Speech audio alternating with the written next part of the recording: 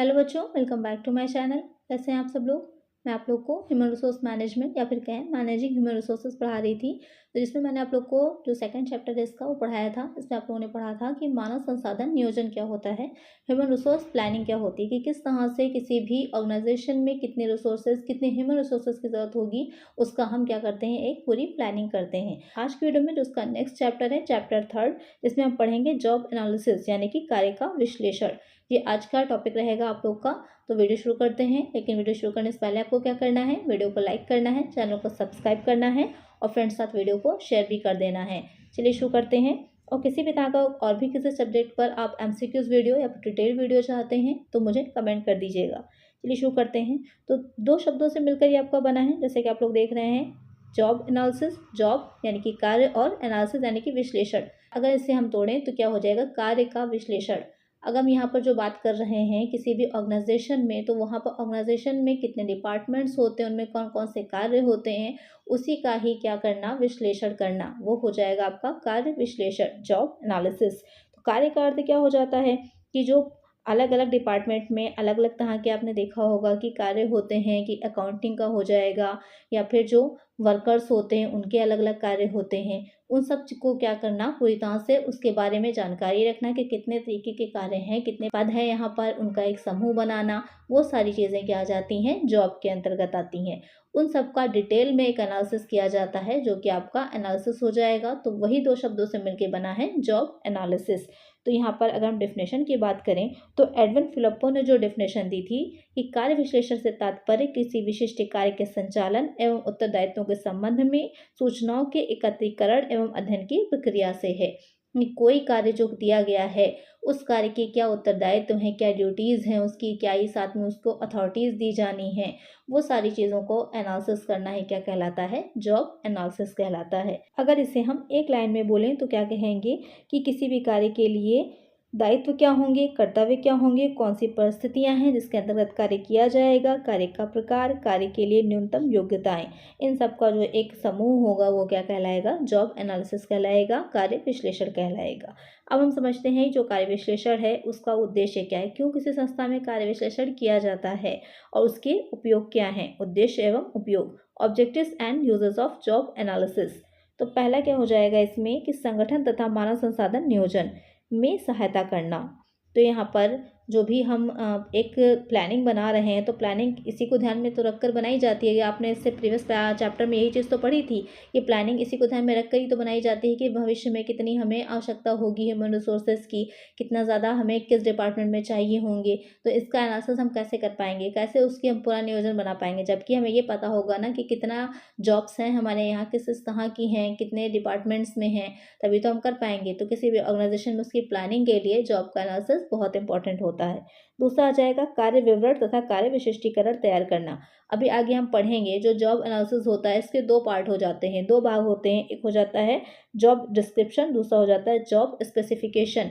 जो इसके job analysis में एक तो हम ये देख रहे थे कि जे कौन कौन सी चीज़ें होती हैं, उसका पूरा कार्य का विवरण, कि उसे क्या करना है, उसके क्या उत्तरदायित्व होंगे, क्या अधिकार होंगे, तो ये उसके कार्य का विवरण हो गया, जिसे कि हम क्या कहेंगे, जॉब डिस्क्रिप्शन कहेंगे।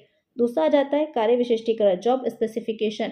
तो वहाँ पर कौन कौन से विशिष्ट कार्य वो व्यक्ति करेगा या उस जॉब में किए जाएंगे, वो कार्य क्या योग्यताएं होनी चाहिए, वो आ जाएगा जॉब स्पेसिफिकेशन में। अभी आप आगे पढ़ेंगे डिटेल में दोनों को। तीसरा आ जाता है, थर्ड हो जाएगा, भर्ती तथा चयन को सुविधाजनक बनाना, रिक्रूटमेंट एंड सिलेक्शन। कि जिस भी डिपार्टमेंट के लिए, जिस भी तरह के जॉब्स के लिए हम रिक्रूट कर रहे हैं तो हमें वहाँ पर आसानी हो जाएगी कि क्या योग्यताएं होनी चाहिए। हम ये आपने देखा होगा कि अलग अलग तरह की जो वैकेंसीज आती हैं तो अलग अलग योग्यताएं होती हैं, कहीं पर बीकॉम मांगा जाता है, कहीं पर बीबीए होगा, कहीं पर एमसीए होता है। जैसे भी ऐसा तो है नहीं कि अगर एमबीबीएस के लिए कुछ भी आ रही है तो वहाँ पर किसी बीकॉम होल्डर को रख लिया जाएगा, रखा तो उसी को जाएगा ना जो मेडिकल लाइन से रिलेट कर रहा होगा। उसके अंदर भी बहुत सी ज़्यादा जो ब्रांचेस होती हैं, अलग अलग तरह के बायो का अलग हो जाते हैं, तो उसमें भी अंदर अलग अलग तरह के उसके डॉक्टर्स होते हैं। तो जिस भी तरह की जो है आवश्यकता होगी, नीड होगी, उसी की तरह के तो व्यक्ति रखे जाएंगे। तो उसका लिए क्या होता है, जॉब एनालिसिस किया जाता है कि किस तरह का कार्य हमें करवाना है, उसी के अकॉर्डिंग उसकी योग्यताएं, भर्ती होगी, चयन होगा, पूरी जो प्रक्रिया प्रोसेस होता है उसके थ्रू किसी भी व्यक्ति को रिक्रूट किया जाता है, रखा जाता है। फिर आ जाता है मानव संसाधन विकास कार्यक्रमों को आगे बढ़ाने में। ये तो आपको सिंपली समझ में आ रहा होगा कि डेवलपमेंट के लिए इम्पोर्टेंट हो जाता है। कार्य मूल्यांकन के आधार के रूप में बहुत इंपॉर्टेंट है। जब तक आपको ये नहीं पता कि सामने वाले व्यक्ति को क्या करना है, तब तक आप ये कैसे अंदाज़ा करेंगे कि उस व्यक्ति ने सही कार्य किया है या नहीं किया है। आपको ये पता होना चाहिए ना कि उसके जॉब ड्यूटीज़ क्या हैं, तभी तो आप उसका इवैल्यूएशन कर पाएंगे। फिर आ जाता है पदोन्नति, स्थानांतर तथा पदोन्नति आदि में सहयोग करना, यानी कि उसका प्रमोशन करना या फिर उसका ट्रांसफ़र या फिर उसको डिमोट करना। इसमें इम्पोर्टेंट ये रहता है कि आपको पता होना चाहिए ना कि उसके कार्य क्या हैं। उसी के अकॉर्डिंग तो आप उसको, अगर अच्छा कार्य किया होगा उसने, तभी आप उसको प्रमोट करेंगे। उसका अगर ज़रूरत पड़ेगी, अगर उसकी आप देख रहे हैं कि जो उस कार्य पे उसको लगाया गया है, उस कार्य के लिए वो सूटेबल नहीं है दूसरे कार्य के लिए, तो आप उसका ट्रांसफ़र भी कर सकते हैं। और या फिर वो कार्य वो सही ढंग से नहीं कर पा रहा है, अभी उतनी ज़्यादा उसमें क्षमता एबिलिटीज़ नहीं है, तो उसका डिमोशन भी हो सकता है। फिर आ जाता है वेतन एवं मजदूरी, प्रशासन तथा क्षतिपूर्ति प्रबंध में सहायता करना। उसकी जॉब ड्यूटीज़ के अकॉर्डिंग ही क्या होता है, उसका सैलरी भी डिसाइड की जाती है कि कितनी उसको सैलरी देनी है, उसका एडमिनिस्ट्रेशन क्या होना, ये सारी चीज़ें। फिर आता है निष्पादन मूल्यांकन में सहयोग करना, परफॉर्मेंस अप्रेजल। हमें उसकी ड्यूटीज़ जब पहले से पता होती हैं, उसकी जॉब की पूरी चीज़ें पता होती हैं, तब हम आसानी से ये अंदाज़ा कर पाते हैं कि उसने किस तरह से कार्य किया है, उसकी परफॉर्मेंस कैसी रही है। फिर आ जाता है मानव संसाधन सूचना पद्धति को विकसित करने में सहयोग करना, कि जो एचआर डिपार्टमेंट होता है वो सारी इन्फॉर्मेशन रखता है, जितने भी जो ह्यूमन रिसोर्स क्या काम कर रहे होते हैं सबकी। तो उससे ये रहता है कि एक सूचना जो डेटा होता है वो आसानी से कलेक्ट किया जा सकता है। फिर आएगा उपयुक्त तो स्वास्थ्य एवं सुरक्षा प्रावधानों की व्यवस्था करना।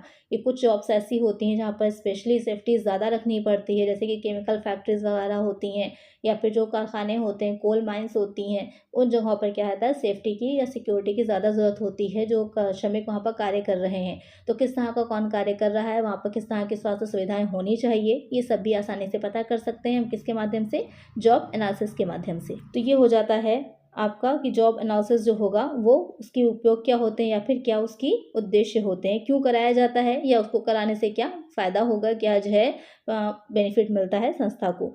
अब आ जाते हैं कार्य विश्लेषण का जो उपयोग है, यूजर्स ऑफ जॉब एनालिसिस। जैसे मैंने अभी आपसे बताया था कि जो जॉब एनालिसिस होता है वो आगे दो पार्ट में जाके चला जाएगा। पहला होगा जॉब डिस्क्रिप्शन, कार्य विवरण, दूसरा आ जाएगा जॉब स्पेसिफिकेशन, कार्य विशिष्टीकरण। इसमें कौन सी चीज़ें आती हैं, पहला हो जाएगा ऑर्गेनाइजेशनल डिज़ाइन, यानी कि संगठनात्मक संरचना। इसी के अकॉर्डिंग हमें यह पता चलता है कि जो संगठन है उसकी संरचना कैसी है, या उसमें किस किस तरह के कार्य किए जा रहे हैं। दूसरा आएगा एक्विजिशन ऑफ ह्यूमन रिसोर्सेज, मानव संसाधन की प्राप्ति। पहले ही मैंने आप लोग को बताया था कि कितनी तरह की जॉब्स हैं, उन पे क्या-क्या चीज़ों की आवश्यकता है, उनकी योग्यताएँ क्या होनी चाहिए, क्या क्षमताएँ होनी चाहिए, उसी के अकॉर्डिंग ही क्या किया जाता है, सिलेक्शन किया जाता है, भर्ती होती है, रिक्रूटमेंट होती है। फिर आ जाता है मानव संसाधन विकास, ह्यूमन रिसोर्स डेवलपमेंट। यहाँ पर जो आपको जब पता होगा कि उनकी जॉब क्या है, या आगे जाकर और क्या उनसी डिफ़िकल्टीज़ किस तरह की आनी है, उसी के अकॉर्डिंग क्या होता है, उनको तैयार किया जाता है, उनका प्रशिक्षण कार्यक्रम, ट्रेनिंग दी जाती है, उनका डेवलपमेंट किया जाता है। फिर आ जाता है कार्य मूल्यांकन एवं क्षतिपूर्ति। अभी आप पढ़ ही चुके हैं कि किस तरह से उनका इवैल्यूएशन होता है। जब हमें ड्यूटीज़ पता होंगी तभी हम आसानी से उसको इवैल्यूएट भी कर पाएंगे। निष्पादन मूल्यांकन, सुरक्षा एवं स्वास्थ्य, कर्मचारी विचार विमर्श और उत्पादकता एवं परिणाम। तो ये सब क्या हो जाते हैं, कार्य विश्लेषण का उपयोग होते हैं। यूजर्स ऑफ जॉब एनालिसिस, जिसके थ्रू आप किसी भी संस्था में ह्यूमन रिसोर्स से अच्छी प्रोडक्टिविटी या फिर उत्पादकता प्राप्त कर सकते हैं। अब हम नेक्स्ट पढ़ते हैं कि जो कार्य विश्लेषण हमने किया होगा उससे हमें क्या इन्फॉर्मेशन, क्या सूचनाएं मिल सकती हैं। Information obtained from job analysis. पहला हो जाएगा कार्य शीर्षक। हमें ये पता चलता है कि जो कार्य हम करवाना चाह रहे हैं, या जिस कार्य के लिए हम रिक्रूटमेंट कर रहे हैं, उसका शीर्षक क्या है, उसका नाम क्या है। जैसे कि पर्यवेक्षक होता है, निरीक्षक होता है, फोरमैन, आपने ये सब इस तरह से पढ़े होंगे ना, तो वही चीज़ हो जाएगी कार्य का शीर्षक। दूसरा आ जाता है कार्य की प्रमुख विशेषताएं, कि उस कार्य की विशेषताएं क्या हैं, उसमें कार्य में क्या क्या चीज़ें करनी है, उसका क्षेत्र क्या है, क्या क्या कठिनाइयाँ आएंगी, ये सारी। फिर आ जाता है विशिष्ट श्रमिक के कार्य पर देखरेख। जो भी श्रमिक उसके लिए नियुक्त किया जाता है कि वो कितना कुशल है, उसका कार्य करने का समय क्या है, कार्य किस तरह से वो कर रहा है, उसके उत्तरदायित्व क्या है, ये सब आ जाएगा। फिर आता है श्रमिक किस प्रकार के साधनों एवं उपकरणों का उपयोग करता है। यहाँ पे देखा जाता है कि जो श्रमिक है, कार्य कर रहा है, वो किस तरह का कच्चा माल का यूज़ कर रहा है, क्या संसाधनों का यूज़ कर रहा है, उपकरण क्या होंगे, ये सारी चीज़ें। फिर आता है कार्य कैसे निष्पादित किया जाता है, कि उसमें आएगा कि उसकी कार्य निष्पादन की उसकी प्रणाली क्या है, यंत्रों, किन यंत्रों का उपयोग करता है, कौन सी तकनीकों का प्रयोग करता है, कौन सी चीज़ को हटाना है, कौन सी मशीन वहाँ पर उसके लिए उपयोगी होगी, ये सब चीज़ें। व्यक्तिगत गुण कि जो श्रमिक होता है कितना अनुभव है, कितनी ट्रेनिंग है उसके पास, शारीरिक क्षमता उसकी कितनी है, कितना अच्छे से वो मानसिक योग्यता जो है उसके यूज़ कर पाता है, ये सारी चीज़ें। फिर आता है कार्य का संबंध। इसमें आएगा कि कार्य के प्रति उसका अनुभव, वो कितनी ज़्यादा और ज़्यादा वो डेवलपमेंट कर सकता है, कि अगर वो और अच्छा काम कर रहा है तो कैसे उसको प्रमोशन देना है। ये सारी चीज़ें उसमें आ जाती हैं कि कितना नेतृत्व का उसका गुण है, कितना अच्छे से वो लीडिंग कर सकता है, निर्देशन कर सकता है, ये सब आ जाता है। तो ये हो जाएगा कि जो कार्य विश्लेषण हम करते हैं उससे हमें कौन सी इन्फॉर्मेशन मिलती हैं। अब हम पढ़ेंगे जो हमने कार्य विश्लेषण के अंग पढ़े थे, जॉब डिस्क्रिप्शन और जॉब स्पेसिफिकेशन के बारे में, वो क्या होता है। ये दोनों ही चीज़ें काफ़ी इंपॉर्टेंट है, एग्जाम में अक्सर इससे एक क्वेश्चन ज़रूर आता है, तो इसे अच्छे से समझिएगा। सबसे पहले हम समझते हैं कि जॉब डिस्क्रिप्शन क्या होता है, कार्य विवरण क्या होगा। नाम से ही क्लियर हो रहा है कि कार्य विवरण में क्या रहेगा कि कार्य विशेषण का, पहली बात तो ये एक अंग है, उसका एक भाग है। इसमें क्या रहेगा, एक लिखित प्रपत्र होता है जो कि वर्णनात्मक होगा। उसमें कौन सी चीज़ें होती हैं, मेन तो उसका अर्थ यही हो जाता है कि कार्य क्या है, कौन सा कार्य किया जा रहा है, उसकी समझ लीजिए एक पूरी डिफिनेशन आ जाती है। उसके क्या कर्तव्य होंगे, क्या उत्तरदायित्व होंगे, कौन उस कार्य को कर सकता है, या कौन सी दशाएं होती हैं जिसमें उस कार्य को किया जाना है या फिर वो उस कार्य को प्रभावित करती हैं, वो सारी चीज़ें उसके अंतर्गत आ जाएंगी। वो हो जाएगा आपका कार्य विवरण या फिर जॉब डिस्क्रिप्शन। नाम से ही क्लियर है, कार्य के बारे में सारी इन्फॉर्मेशन, सारी डिटेल दे रखी होगी कि कौन सा कार्य है, कैसे करना है, कौन व्यक्ति कर रहा है, वो सारी चीज़ें आ जाती हैं कार्य विवरण में। अगर डिफिनेशन की हम बात करें तो उसमें जो पिगर्स हैं, मेयर्स थे, उन्होंने एक डिफिनेशन दी थी, कार्य विवरण संगठनात्मक संबंधों, उत्तरदायित्वों एवं विशिष्ट कार्यों जिसके द्वारा कार्य या पद की संरचना होती है का लिखित शब्द चित्र है। कि रिटन फॉर्म में होता है कि कार्य क्या है, कौन व्यक्ति करेगा, कौन से विभाग में हो रहा है, ये सारी चीज़ों की एक डिटेल होती है, वो कहलाता है जॉब डिस्क्रिप्शन या फिर कार्य विवरण। अगर हम इसकी विषय सामग्री की बात करें कि कंटेंट ऑफ जॉब डिस्क्रिप्शन, इसमें कौन कौन सी चीज़ें आती हैं, तो हो जाएगा पहला कार्य परिचय, जॉब इंट्रोडक्शन, जिसमें अभी आपको मैं स्पेसिमेन इसका दिखाऊंगी, जहां पर आप देखेंगे कि जो एक फॉर्म होता है कार्य विवरण का, उसमें क्या क्या चीज़ें होती हैं। तो पहला हो जाएगा उसमें कार्य का शीर्षक, टाइटल होता है कि, और उसके बाद होगा डिपार्टमेंट, किस डिपार्टमेंट से रिलेटेड वो कार्य है, साथ ही कार्य का कोड नंबर भी दे रखा होता है। दूसरा आ जाएगा कार्य सारांश, जॉब समरी, जिसमें कार्य की प्रकृति होगी, उसकी परिभाषा, उद्देश्य, कार्यसूची, कार्य से संबंधित सारी क्रियाएं। फिर आता है थर्ड कार्य उत्तरदायित्व, जॉब रिस्पॉन्सिबिलिटी, कि जिस व्यक्ति को दिया जा रहा है उसकी क्या जिम्मेदारी है, क्या उसके जो है प्रमुख होते हैं, सहायक एवं संयुक्त कार्य, जो उसके सहायक कार्य हैं वो कौन से होंगे, कार्य की प्रक्रिया क्या होगी, उसकी विधि क्या होगी, वो सब चीज़ें। फिर आता है वर्किंग कंडीशंस या फिर कार्य वातावरण, जो भी कार्य दिया जा रहा है उसकी कार्य दशाएं क्या होंगी, कितना उसमें जोखिम रहेगा, कितना तापमान रहे, जैसे अगर हम बात करें कोल्ड स्टोरेज जो होते हैं तो वहाँ पर तापमान काफ़ी निम्न स्तर पर होता है, तो उसी तरह से रहेगा कि जहाँ पर जो मैन्युफैक्चरिंग होती है तो वहाँ पर क्या होता है, तापमान बहुत ज़्यादा होता है, वही चीज़ लिखी होती है उसमें कि तापमान का स्तर क्या रहेगा। फिर आता है सामाजिक वातावरण, कि कार्यस्थल पर उपलब्ध होने वाला जो वातावरण है वो कैसा होगा, यंत्र औजार सामग्री, मशीन टूल एंड इक्विपमेंट्स, कि कौन कौन से उस कार्य को करने के लिए कौन कौन से इक्विपमेंट्स का यूज़ किया जाएगा। फिर आता है प्रदत्त एवं प्राप्य पर्यवेक्षण, सुपरविजन गिवन एंड रिसीव्ड, कि कौन उसको जो है लीड करेगा, यानी कि जो है किसके अंडर में वो कार्य करेगा। फिर आता है अन्य कार्यों से संबंध, रिलेशनशिप विद अदर जॉब्स, कि उस कार्य का दूसरे कार्यों से क्या संबंध है। आपने कॉस्ट अकाउंटिंग अगर पढ़ी होगी तो उसमें आपने प्रोसेस कॉस्टिंग पढ़ी होगी, एक कार्य दूसरे से क्या होता है, संबंधित होता है, एक कार्य के बाद ही दूसरा कार्य हो पाता है। तो वही कहने का मतलब है कि जब कार्य आपस में एक दूसरे से रिलेट कर रहे होते हैं तो एक कार्य का दूसरे कार्य से संबंध क्या होगा। ये सब हमें किससे पता चलता है, ये हमें पता चलता है जॉब डिस्क्रिप्शन से। अब आप स्पेसिमेन देख रहे होंगे कि स्क्रीन पर, जिसमें कि डिटेल में दे रखा है कि जो जॉब डिस्क्रिप्शन है उसका फॉर्मेट क्या होता है या फॉर्म क्या होता है। नेम होगा इंस्टीट्यूशन का, स्थिति है, विभाग है, कार्य की कोड संख्या, कार्य का शीर्षक, ये सारी इंफॉर्मेशन इसमें रहती है कार्य विवरण में। हमने ये तो समझ लिया कि जॉब डिस्क्रिप्शन क्या होता है। अब हम ये समझेंगे कि कार्य विशिष्टीकरण क्या होता है, जॉब स्पेसिफिकेशन क्या होता है। जो कार्य विवरण होता है वो कार्यों की विवरण से संबंध, उसमें जॉब के बारे में सारी डिटेल दे रखी होती है, लेकिन जो विशिष्टीकरण होता है उसमें क्या होता है कि उस कार्य को करने के लिए उस व्यक्ति में कौन कौन से गुण होने चाहिए, कौन कौन सी योग्यताएं होनी चाहिए, ये हमें किससे पता चलता है, ये हमें पता चलता है कार्य विशिष्टीकरण से। यानी कि उस कार्य की जो विशेषताएं हैं, उस विशेषताओं के अकॉर्डिंग कौन सा व्यक्ति उस कार्य को करने के लिए ज़्यादा सक्षम होगा, एबिलिटी जो होंगी ज़्यादा योग्य होगा, वो क्या हो जाएगा आपका जॉब स्पेसिफिकेशन। जो उस कार्य की विशेषताओं को बता रहा हो वो हो जाएगा कार्य विशिष्टीकरण या फिर जॉब स्पेसिफिकेशन, कि उस कार्य को करने के लिए किसी भी व्यक्ति में कौन से न्यूनतम वांछित योग्यताएं होनी चाहिए, कितना अनुभव होना चाहिए, वो सारी चीज़ें। तो अब अगर हम डिफिनेशन की बात करें तो डेल योडर ने दी थी इसकी डिफिनेशन। कार्य विशिष्टीकरण वांछित कर्मचारी के प्रकार का वर्णन है एवं उन कार्य अवस्थाओं का उल्लेख है जिनका कार्य निष्पादन में उपयोग करना पड़ता है। आई होप आपकी समझ में आ गया होगा कि क्या होता है। अगर हम इसकी विषय वस्तु की बात करें कि कंटेंट और जॉब स्पेसिफिकेशन, इसमें क्या चीज़ें आती हैं।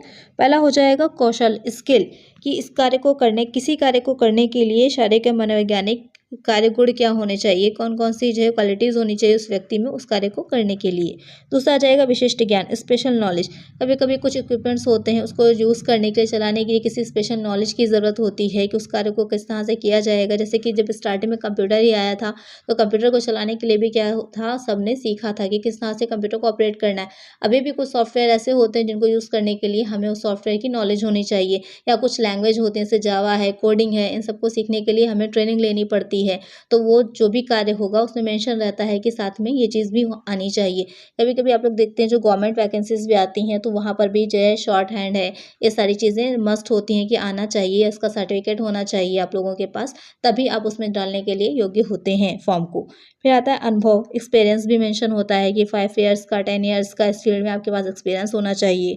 फिर आता है पर्सनल क्वालिटीज़, व्यक्तिगत गुण, मानसिक सतर्कता, व्यवहार संतुलन, निर्णय शक्ति। जो आप लोग का रिटन एग्जाम होता है या इंटरव्यू होता है इनमें यही सारी स्किल्स को तो चेक किया जाता है कि स्किल्स कितनी अच्छी हैं आपके पास। फिर आता है उत्तरदायित्व, रिस्पॉन्सिबिलिटी। फिर आता है डेमोग्राफी। फिर आ जाएगा भौतिक तत्व। भौतिक तत्व में आ जाता है कार्यावस्थाएं हैं, कार्य संबंधी जोखिम है, शारीरिक हानि है, ये सारी चीज़ें आ जाती हैं कार्य विशिष्टीकरण में। अब आप समझ गए होंगे जो कार्य विवरण होगा वहाँ पर कार्य के बारे में सारी चीज़ें दे रखी होंगी, और जो कार्य विशिष्टीकरण होता है उसमें ये दे रखा होता है कि उस कार्य को करने के लिए जो व्यक्ति नियुक्त किया जा रहा है उस व्यक्ति में कौन कौन सी योग्यताएं होनी चाहिए। ये दो चीज़ें आप अच्छे से समझ लीजिए, आपको अच्छे समझ में आ जाएगा कि जॉब डिस्क्रिप्शन और जॉब स्पेसिफिकेशन क्या होता है। तो इससे आप समझ जाएंगे कि जॉब एनालिसिस क्या होगा, क्योंकि जॉब एनालिसिस में यही दो चीज़ें मेनली की जाती हैं। अब अगर हम इसके स्पेसिमेन की बात करें, जो कार्य विशिष्टीकरण का प्रारूप है, फॉर्म्स ऑफ जॉब स्पेसिफिकेशन, तो आप देख रहे होंगे स्क्रीन पे अपनी। सबसे पहले नेम ऑफ इंस्टीट्यूशन, वही आ जाएगा, जॉब हेडिंग है, जॉब नंबर है, डिपार्टमेंट है, प्लांट है, जॉब समरी है, ये सारी जो डिटेल्स हैं वो उसमें रहेंगी आपके फॉर्म में, जो जॉब स्पेसिफिकेशन से रिलेटेड होगा। जो आपने भी उसकी विषय वस्तु पढ़ी थी वही सब इसके अंतर्गत आ जाएगा। तो इस तरह आपका चैप्टर कंप्लीट होता है जिसमें हमने पढ़ा जॉब एनालिसिस के बारे में, और इसके अंतर्गत दो चीज़ें, जॉब स्पेसिफिकेशन और जॉब डिस्क्रिप्शन। आई होप आपको अच्छे से समझ में आ गया होगा। अगर अच्छे समझ में आ गया है और वीडियो अच्छी लगी है तो वीडियो को लाइक कर दीजिए, चैनल को सब्सक्राइब कर दीजिए, फ्रेंड्स साथ वीडियो को शेयर कर दीजिए। मिलते हैं नेक्स्ट वीडियो में। Thank you.